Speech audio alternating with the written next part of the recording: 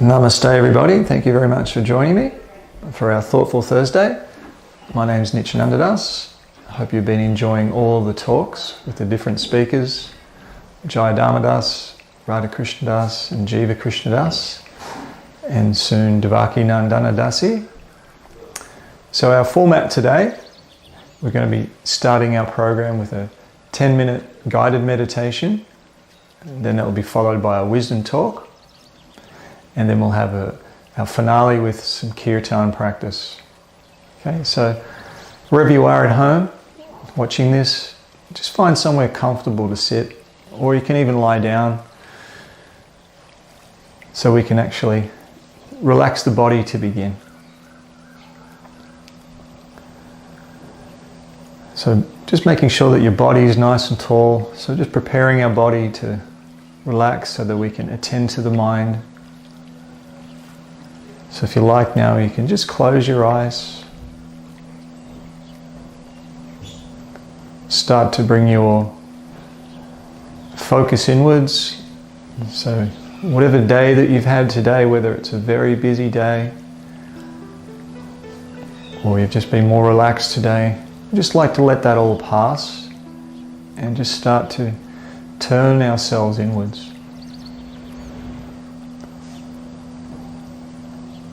In the ancient yoga text, the Bhagavad Gita, it's described that we should draw the senses inward, similar to like a tortoise as it draws its limbs within the shell.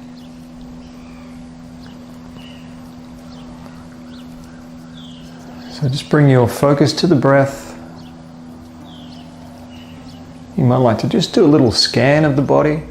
There's a couple areas in particular that we tend to hold tension, particularly around the eyebrows. Obviously the tops of the shoulders, so you might just roll the shoulders back. Our jaws, another one. So just checking that they're all nice and eased off and relaxed. And your focus will be now turning inwards onto the breath.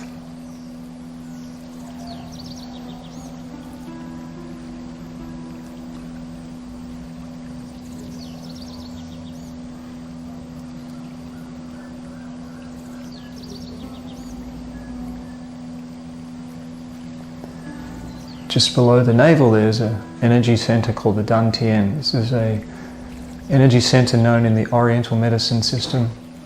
It's also the beginning point and the finishing point of the breath. So as you're breathing in, try and expand the lower abdomen first.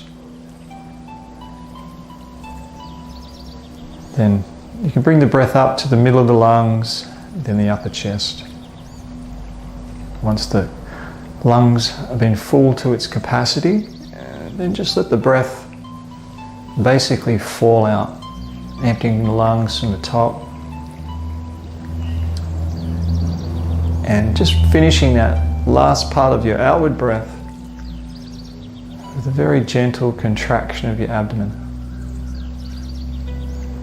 Then that sets you up for your next breath. So this particular breath has a number of different names. Let's call it diaphragmatic breathing. It stimulates the diaphragm, the breathing muscle.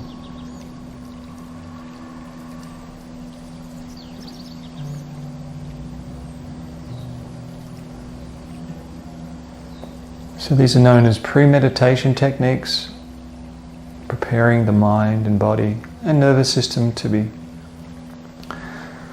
more relaxed, more calm, more centered, to then focus on transcendental subject matter.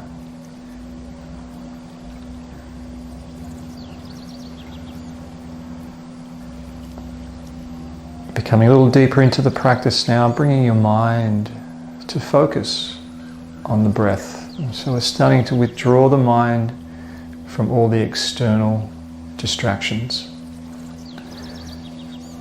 It's described that our senses, even one of these senses that roams elsewhere, can drag our intelligence away. So focusing with the breath.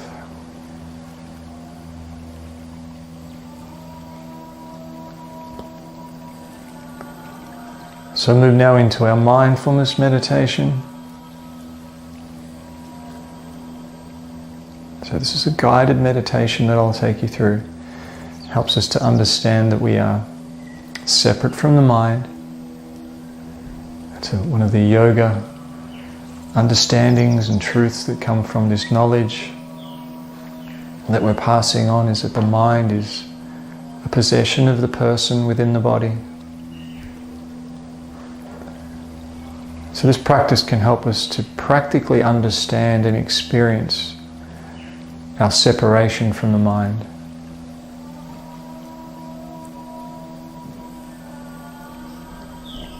So you can just visualize yourself somewhere sitting quietly in nature, maybe on a nice, relaxed, scenic mountaintop, or maybe sitting on one of your favorite parts of the beach at sunrise or sunset. So one of the natural things that we like to do is to observe. We're by nature quite curious.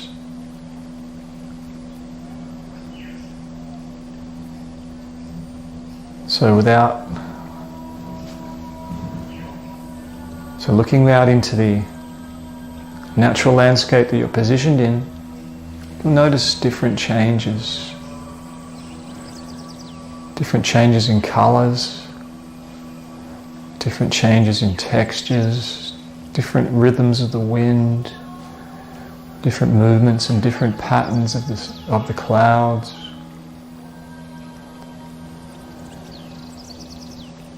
These activities are very calming. They're known as being in the mode of goodness. They help to relax us and bring about some clarity and some calmness to our mind and being.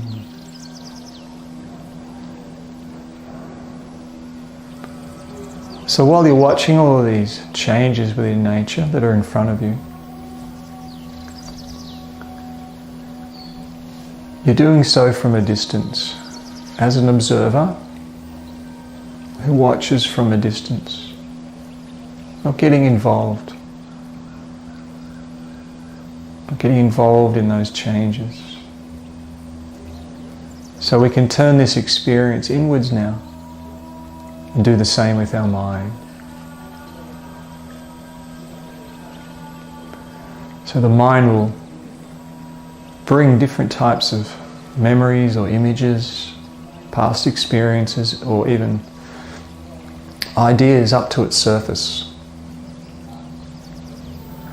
And they will then sit on the surface of the mind for a period of time. Each of those pieces of mind stuff is individual.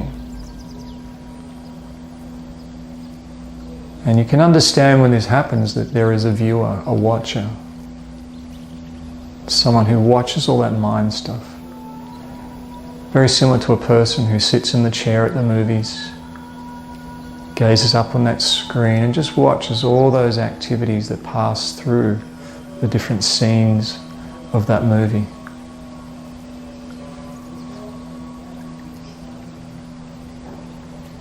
So it's the same with the mind.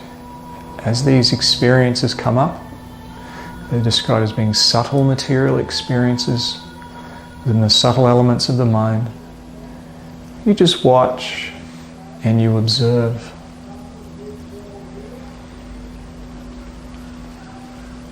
Don't become entangled, don't become involved with it, just watch and put a distance between yourself and that element that's there in the mind.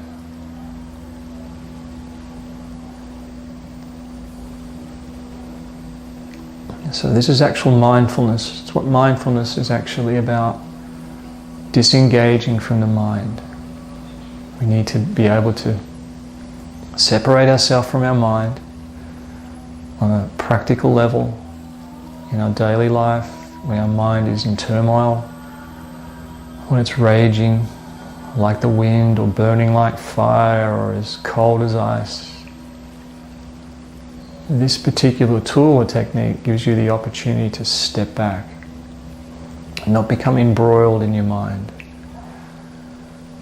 Because when we do, it's an unpleasant experience.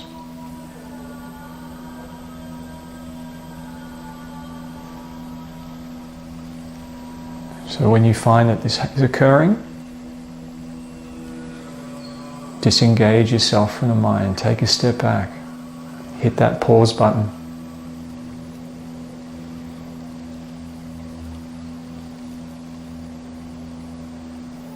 So this sacred practice begins us having the experience of the difference between myself and the mind. So the mind is a possession.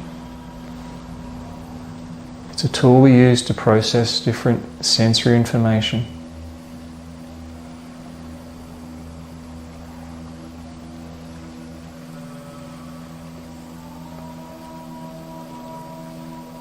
So now we're going to add a mantra to this activity.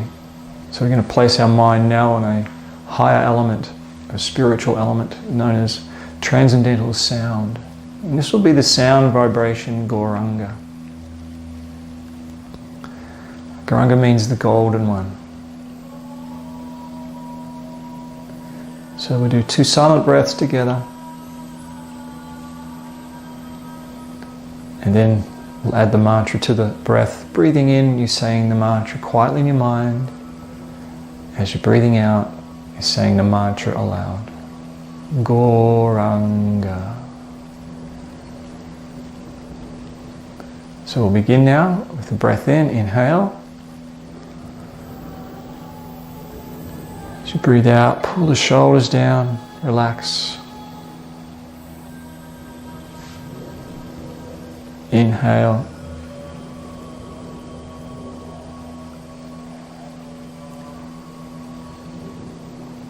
Exhale.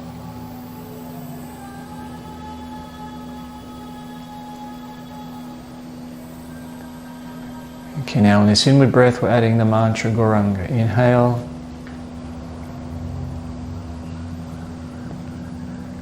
And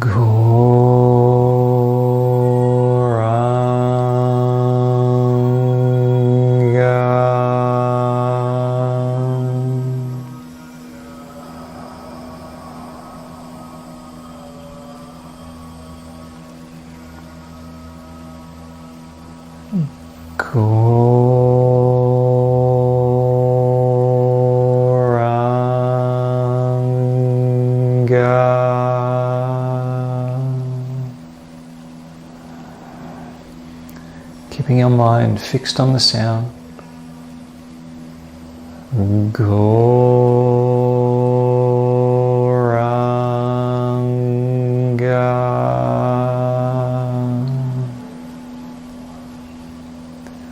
One last time.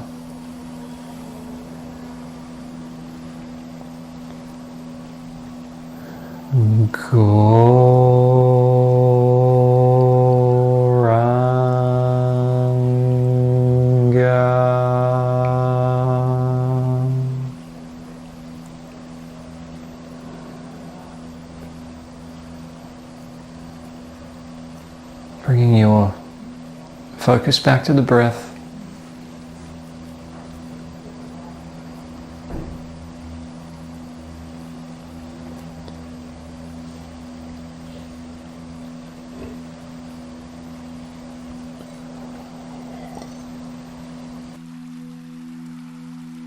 Okay, so when you're ready there, you can just start to quietly, easily open your eyes.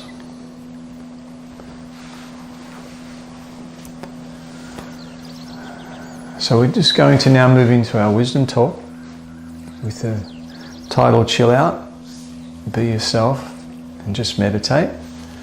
So before we begin, I'd also like to offer my respects to my preceptors, for those who are passing this information on to me, and that I can hopefully pass it on without any personal interpretation. So I'd just like to say this mantra first before we begin. Nama Om Vishnu Padaya Krishna Prastaya Bhutale Srimate Siddhaswarupananda Paramahamsa Tinamine. Okay, so I thought the topic today was inspired by society. At the moment it seems to be that there's so much, division in society. There seems to be a bit of rage going on, a lot of anxiousness, a lot of uncertainty. People seem a little bit more frustrated than ever. And people aren't generally experiencing the happiness and peacefulness that they actually are desiring. And peacefulness and happiness, for a lot of people, is not a commonplace in their life. So natural beauty and peace and good health, these are described as being natural pillars of our life. These are things that we actually need to function properly. These are part of our environment that we need to have to survive and to be relaxed and be harmonious amongst our community. But it seems to me that some of these qualities have been started to push aside. It seems to be that enviousness, lust, and greed, and an attitude for acquiring things at any cost seem to be now quite prevalent. Simplicity, unfortunately, is being pushed aside by this trait that we've taken on to make our lives more and more complicated. We tend to overburden ourselves, take on too much. And that can happen when we don't have a lot of perspective in our life. We're grasping at straws, thinking this will make me happy, and we're trying to do too many things. Privacy, we've seemed to have traded that in. There's a big push now to make our lives more open to the public through lots of avenues like social media. We're exposing our private life even more. It's nice to have a bit of privacy. It's actually important to keep something sacred in our own life. And we seem to be on this road of endless consumption. So the problem with this endless consumption is that we become takers. We're endlessly taking. And the natural quality of the self, or the natural quality of the spiritual being, is to be a giver. That's one of the greatest things that we can do, is to give. And this gift of meditation is one of those things that is very nice to give. But this endless consumption is pushing us in the opposite direction, that we become more concerned with what we can get. So if we take a little bit of a step back, take a couple of deep breaths, and just take some time out for ourselves, get a little bit of clarity, we can actually learn quite a lot of lessons, a lot of good lessons from the past. And we're able to then understand through this wisdom from the past, that why we've become agitated, and why we've become so factioned, and there's so much disharmony. Why there's so much, there was such a high prevalence now of mental health issues. I mean, only 30 years ago when I was a teenager, you'd never hear of anyone, or very rare to hear of anyone, who had an anxiety disorder or was suffering from depression. But in this current age that we live, we've become so uptight and over focused on ourselves, and it's causing us to be very stressed. So materialism is one of the great causes of this stress. We all know that materialism is a bad bargain, and it's very difficult to keep at bay the constant onslaught of materialism that's around us. Everywhere we look, you go to the letterbox to get a letter out of the mail, and there's advertising. You might even just be going online to look at the weather, and there's all sorts of trappings and allurements on there that are trying to take you in. So in this modern day society, our senses are being totally overloaded, overstimulated, and it's causing our mind to be agitated. And it's also indirectly making us identify ourselves falsely as the body. So we've got a lot going on around us. So it's nice to be able to take some time out, get away from all that external banter and external push that's going on, all these external urges that are coming over us. So, as I mentioned, materialism is a very difficult thing to overcome, and we're all from somewhat materialistic backgrounds. And just having a material body in itself is like a badge of distinction. It says, I am a materialist. So we need to be able to find some peace in this world, so that when we're engaging with others in our daily life, that we're not being so caught up and so agitated and so frustrated, so that we can actually then chill out and be ourselves. So I'm going to be reading a few nice quotes from this ancient yoga text. These ancient yoga texts have a couple of different names. Sometimes it's called Shastra or Scripture. We also like to call them the Vedas, the ancient Vedic texts. And in particular today I'm going to be reading from one called the Srimad-Bhagavatam. So this is a very long group of texts. I think there's about 17 to 18,000 different texts, and they describe different things, different qualities, such as the science of identity, different planets within the material world, the creation, and also very important subject matters such as the activities and the teachings of great saintly people, and also the qualities and the activities of the Supreme Person. So I'd just again like to read a couple of these nice quotes. They're able to shed a lot of light on all the difficulties and problems that we have in our life, or actually we have in society at large. And all of our problems that we're having individually or collectively are actually due to a spiritual issue, or due to our lack of spiritual knowledge or development. So the ancient yoga texts, the Vedas, have a very wonderful perspective on things. They're very grounding to read, very insightful. So it states, when one's mind and senses are attracted to sense objects for enjoyment, the mind becomes agitated. So all of these objects that we're surrounded by that are trying to allure us in.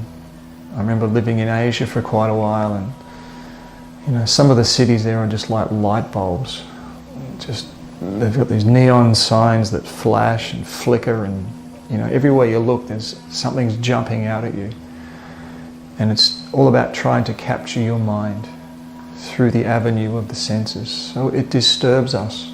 It causes us great agitation. It's very difficult to actually block it out. It's almost impossible, particularly if you're not engaging in a practice like meditation. So as a result of constantly thinking of sense objects, one's real consciousness almost becomes lost, like the water in a lake that is gradually sucked up by the big grass straws on its bank.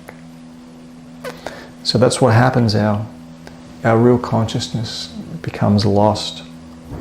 We become forgetful. So it's not natural for us to be agitated, to feel all this anxiety and depression. It's actually very foreign for us, and that's why it causes us a lot of disturbance. Because the self by nature is eternal, and full of knowledge and full of bliss. So just reading on here, these quotes flow in one after the other. When one deviates from his original consciousness, he loses the capacity to remember his previous position or recognize his present one. So when remembrance is lost, all knowledge acquired is based on a false foundation. When this occurs, learned scholars consider that the soul is lost. So I really like that word remembrance, one of the key points that's commonly brought up through saintly teachers and these wonderful scriptures is remembrance. We're actually in quite a deep state of forgetfulness. And the foundation that causes forgetfulness is thinking that the body and the mind are the self. That the body and the mind are where pleasure can actually be sought, found, which is an incorrect conclusion from the Vedic yoga texts. So when one loses his real remembrance of his correct position as an eternal spiritual being, just as a man forgets himself when sleeping, he becomes bewildered. So this is the key insight here to our bewilderment as people, our bewilderment, or the bewilderment that we experience in our daily life, is this lack of remembrance of our true identity. And we may have heard this a number of times, that we're not the body and we're not the mind. But it's important for us to try and implement that in our daily activities. We need to be constantly reminded, constantly hearing it. And the meditation practices that we're engaging in here and encouraging everyone to participate in and implement in your daily life help to awaken that understanding. So it's already there, it's already within us, but the process of meditation awakens it to actually let it come to the real surface.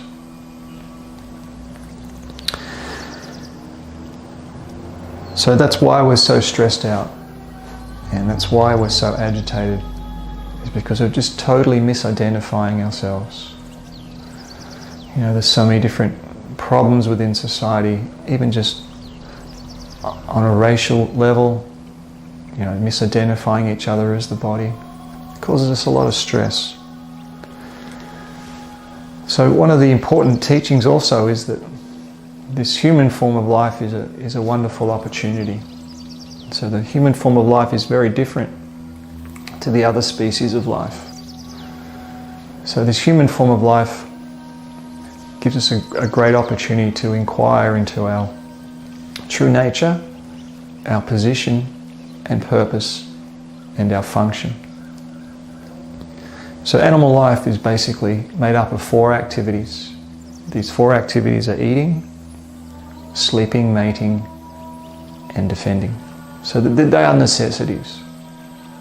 So they're also necessities for our life. We need to eat, we need to sleep, we need to defend at times, and we need to mate at times. So they are necessities, but they're not goals.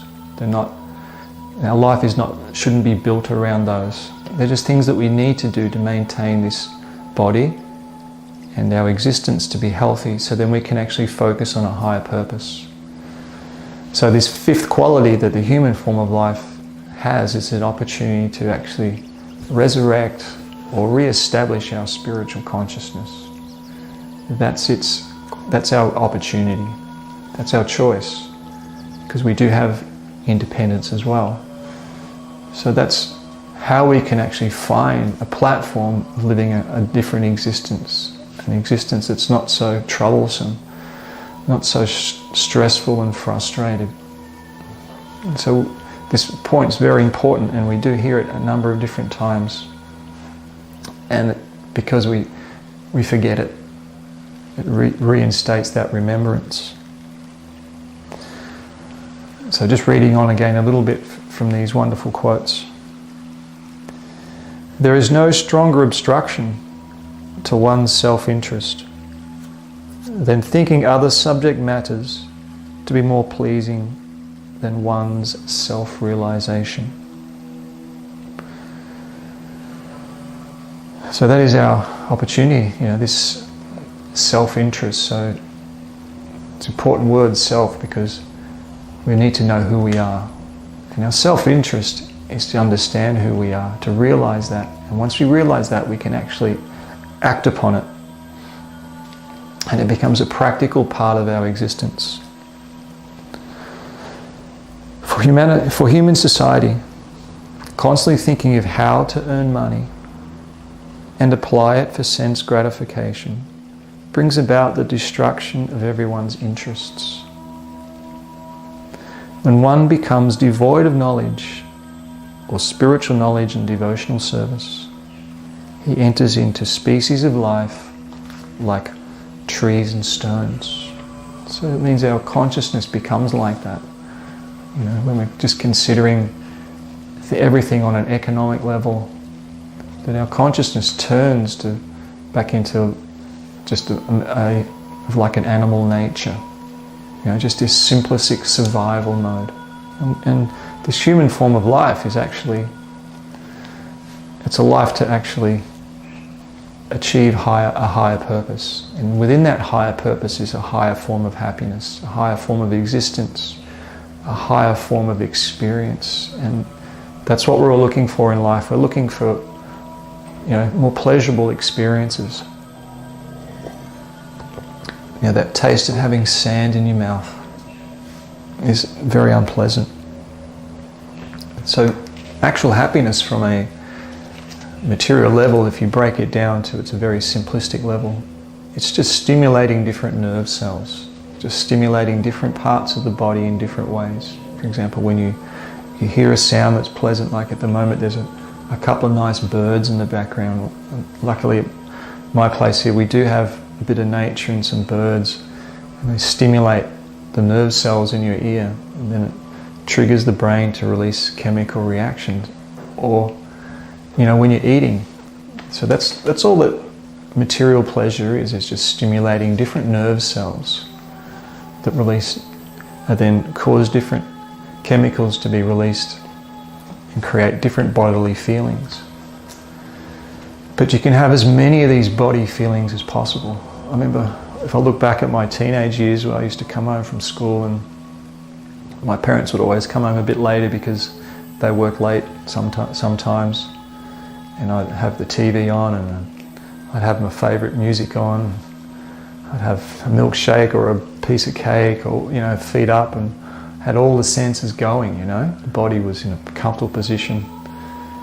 Now that I look back at it, it was just like I had everything buzzing, all the senses buzzing, but it never touched me. You know, I'd always want to do it again, or I needed to add something more to it, because it actually never touched me. It never touched me, the self. And when we're not feeling any form of pleasure in our life, we become quite agitated. So happiness is the goal of life. That's absolutely 100% what we're looking for. And that's actually reinstated or backed up in the yoga texts. So again, I mentioned this text, the Srimad-Bhagavatam, and we read about these great saintly people in that the pleasure that they experience is on a far greater level. It's a transcendental or a spiritual experience. So all the activities that we engage in, I mean, if you just look at some of the things that people engage in, like diets, people are really into dieting. I mean, ever since I can remember younger people always talking about diets, you know, cutting out certain types of food, and it's all about making the body look better or making the body feel lighter or clearer so that they can try and experience some form of happiness there, or to look better, to look more appealing for their wedding day, or have their skin more shining. Now, even the bad habits that people adopt, you know, they're even there so that because people think, well, I'm not going to give this up because I'm enjoying it. You know, it may be very detrimental to their health mentally and physically, but they continue with it because they think I'm getting pleasure out of it. That's why we adopt it. You know, the property that people buy, some people very much into investing into property, thinking, well, you know, if I have this amount of property, you know, I've got to work so hard for it. I've got to spend so much time investing and planning, not to mention all the ongoing, you know, costs that go with it. It's all related to hoping to get some form of happiness there. And looking for happiness is totally cool. We shouldn't think that. And people shouldn't also think that those people who are on a spiritual journey are not into happiness. That's actually totally false. You can't change that desire to be happy. You know, We've all tried a number of different things in our life, good, bad. Some of them might even be a bit embarrassing to remember or to speak about. But whatever you did was in the hope to taste something that was sweeter. But the problem with these material things that we engage in is the sweetness is extremely temporary. What am I going to do now after you've done something that you've had a great expectation of doing and a big build-up, and it's going to be wonderful. Straight after it's finished, it's like, whoa, what now? So this happiness that we're looking for, which is the opposite to what people tend to be experiencing, we should ask, so where does it come from? Does it come from the body? Well, it can't, because the body alone by itself is just a group of material elements, earth and water, etc., and certain chemicals that make it up.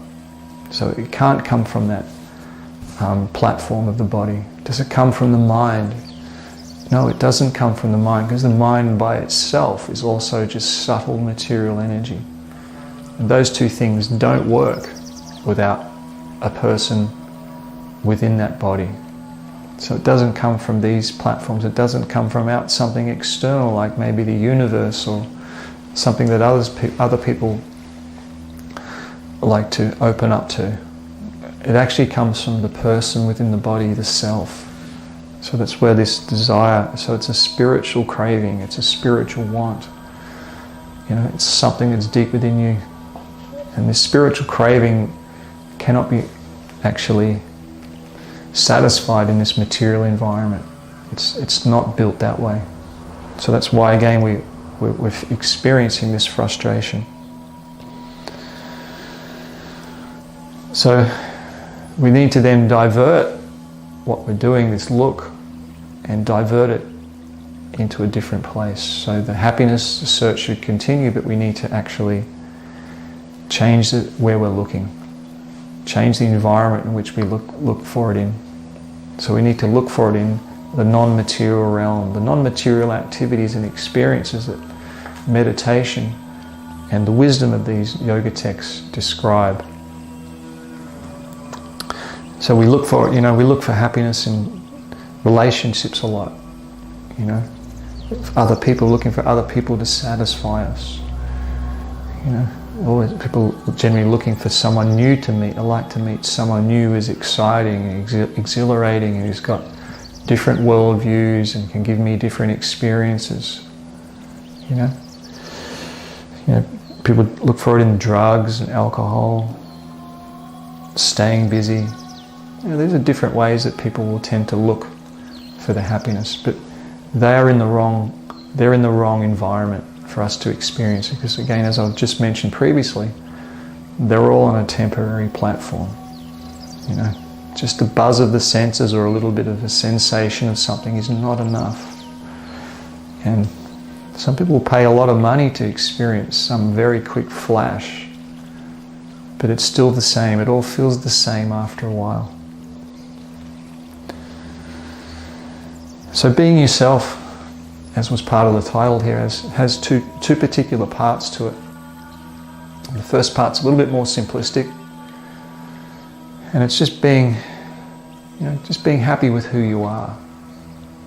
You don't have to project any type of big image or try and be anyone big. Just to be comfortable in who you are, in your own smallness, your own place within this large world that we live in. We don't need to try and live up to anyone's expectations or to fake it, because it's a lot of work trying to live up to these expectations. So we can just relax, accept who we are, and our life will become more free-flowing. So we can say that, but it actually comes when a person actually develops spiritual wisdom.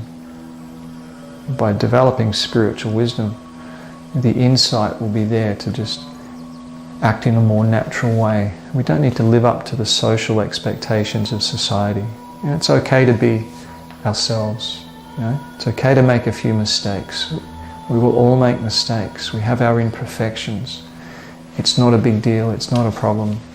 And by having a foundation in spiritual knowledge will give us that strength and humility, because humility is an important quality to accept that. And then it also flows over, then we accept that within others. We're less likely to judge. And people appreciate that. So a more important point, just being yourself means to start rekindling my true spiritual nature. So you can't be happy if you don't know who you are. You can't look for happiness in the right spot if you don't know who you are, and who we are will guide our purpose in life. So this higher purpose that we talk about, it's mentioned in lots of different fields of spiritual science, pretty much everything every field, people are always looking to achieve something higher in life. And that propensity comes from the self, because we do know perfection. But perfection can only be found in the spiritual realm. And the spiritual perfection that we're looking for is a very sweet taste. It's very satisfying. And that spiritual taste, or that spiritual nourishment, comes in this medium, this platform of spiritual sound vibration, these wonderful transcendental mantras that we can meditate upon. It's so easy to apply in this age that we live. Our lives are extremely busy. We're balancing lots of different things. Some of us are overburdened with family and debts. Particularly this year, with a lot of things being thrown at us that we've not expected, very left field. If we'd looked back a year earlier and said, well, this is going to happen, we've gone, no way, that's impossible. So if we're acting upon our true spiritual nature, it helps us to cope with these things so much better. Our mechanisms for coping will be far stronger. So we can accept guidance in lots of different ways. And one of the key ways that we can accept spiritual guidance is through the Lord in the heart, which in the yoga text is known as the Paramatma. So by our practice of meditation, we're able to reawaken and re-understand and have that clarity within to actually listen to these instructions within our heart. So it all gets down to actually us restoring our clarity. And the meditation practices that we're actually encouraging you to do will do that. So the Lord in the heart is guiding us and guides us through our whole life. Because we're living in a foreign environment, He comes with us. And He waits for us to actually turn to Him and ask for help. He's always looking out for us. So our meditation practices helps us to be more insightful, to listen to this guidance, to accept it, and then to follow it. And then we have a different experience in life that moves us away from all the frustration and negativity and different problems that we actually face in society. So that's how we can actually chill out, be ourselves, just through this wonderful practice of meditation. It's the key ingredient that's actually missing in a lot of people's lives. And even myself, once I started to add it to my life, I was like, wow, I'm really experiencing something here that's very peaceful. There's a lot of things that are contained in it. Peace, clarity. It's also quite inspiring and uplifting. And that's what the ingredient is missing in all of our lives. It's the spiritual focus. So that's how we can be ourselves, by acting upon this true spiritual nature. Okay, so we'd like to now move into our kirtan practice. I'm not sure if you've all done this before. This is a really nice practice that we engage as a group, and it's call and response. So we're going to be using two different mantras here. They are the mantras Gopala, Govindarama, Madana Mohana. So we'll use that for a little bit, and then we'll change over to the mantra Haribol, Nitai Gaur, Haribol. This means we're acting upon our true nature and we engage in this. That's why we feel so peaceful and rested when we engage in this. So all we need to do is just keep our mind engaged. If it drifts away, say, listen buddy, we're on a higher level now. I want you to help me to focus here. Use your mind to elevate yourself. Okay.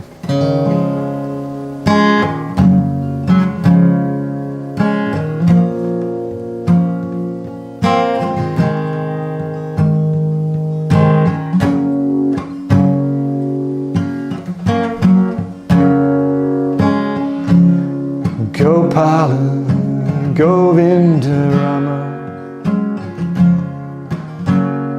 Madana Mohana Gopala Govinda Rama Madana Mohana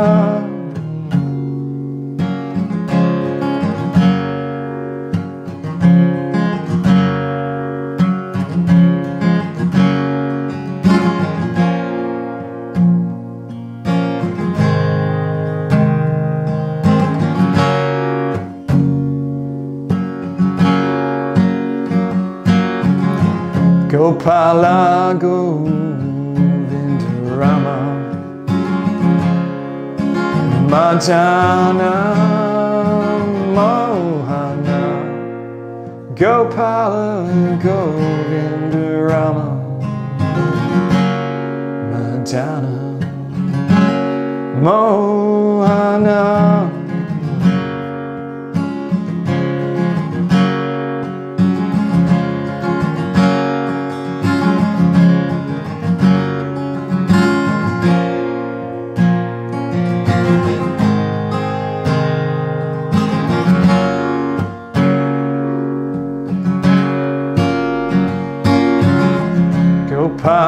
Govinda Rama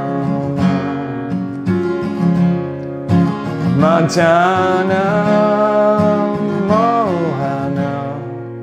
Gopala Govinda Rama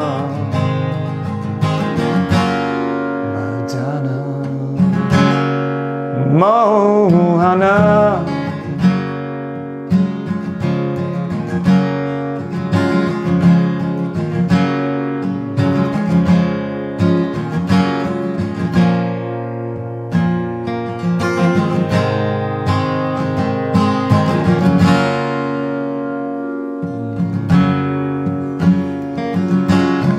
Gopala Govinda Rama Madana Mohana Gopala Govinda Rama Madana Mohana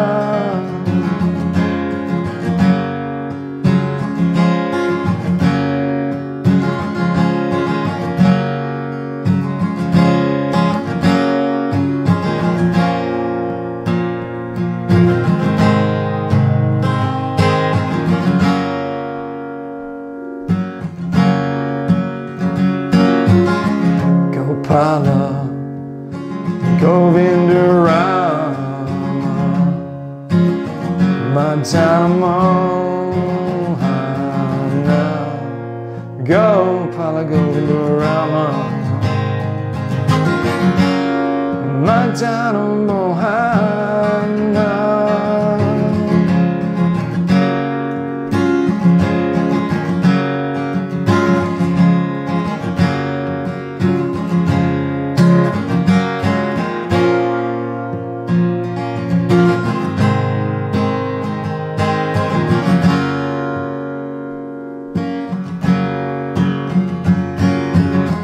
Gopala Govinda Rama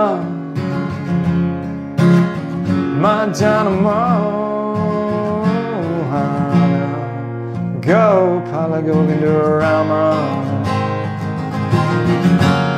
Madana Mohana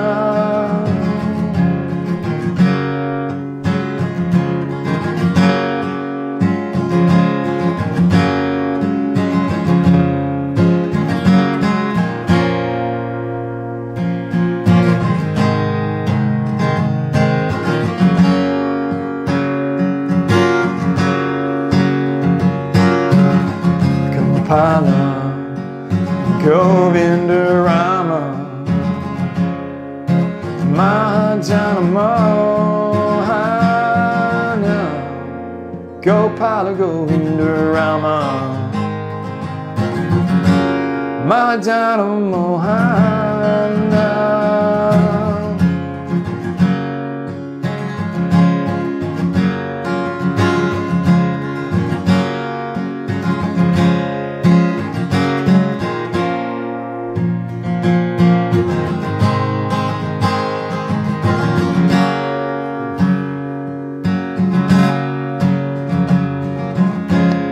Haribo, Nitai go, Nitai go, Haribo, Haribo, Nitai go, Nitai go, Haribo.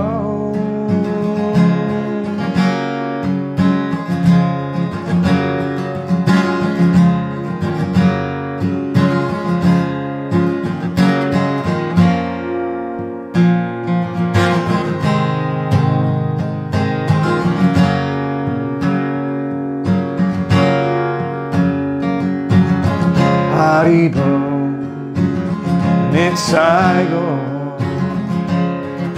Nitai go, Haribo, Haribo, Nitai go, Nitai go, Haribo.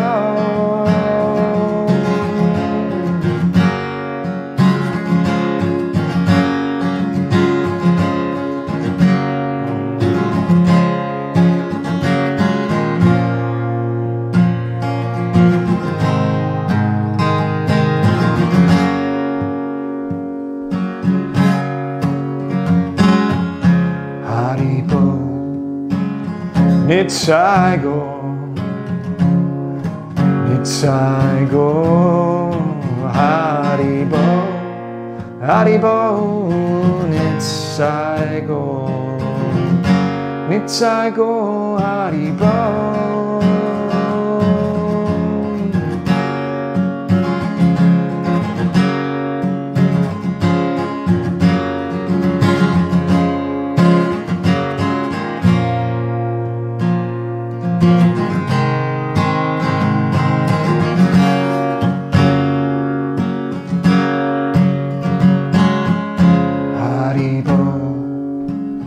Nitai go, Nitai go, Haribo, Haribo, Nitai go, Nitai go, Haribo.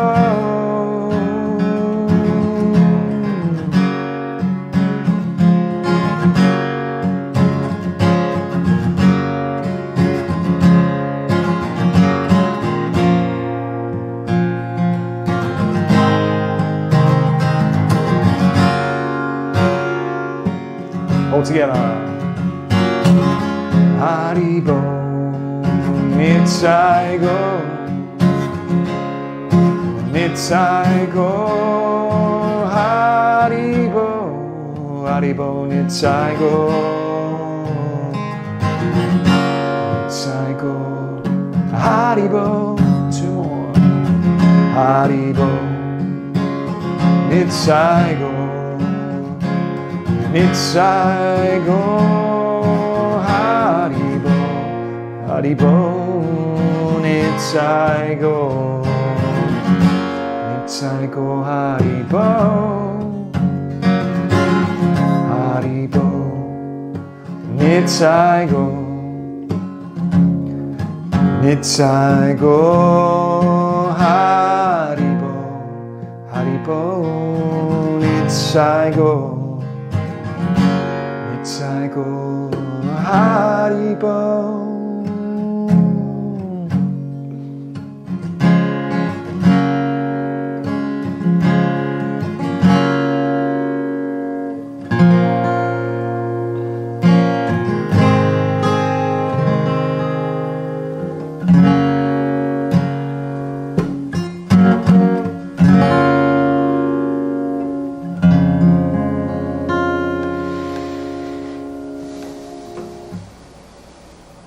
So maybe you just like to keep your eyes closed just for a little longer. So these transcendental sound vibrations that we have been engaging in practice here are the prime meditation technique recommended in this age. So if you're looking to delve into meditation for just a bit more peace and relaxation, it will absolutely work for you. If you're looking to go a little bit more deeper with that and help you in deeper spiritual understandings, it's absolutely fantastic for that too. So I'd just like to thank you very much for joining me today on Thoughtful Thursday. I think Radha Krishnadas mentioned it in one of the talks. Is there any topics that you'd like, that you may like to suggest, that you'd like to hear about? We'd like to hear from you. And any comments would be great. So please accept my respects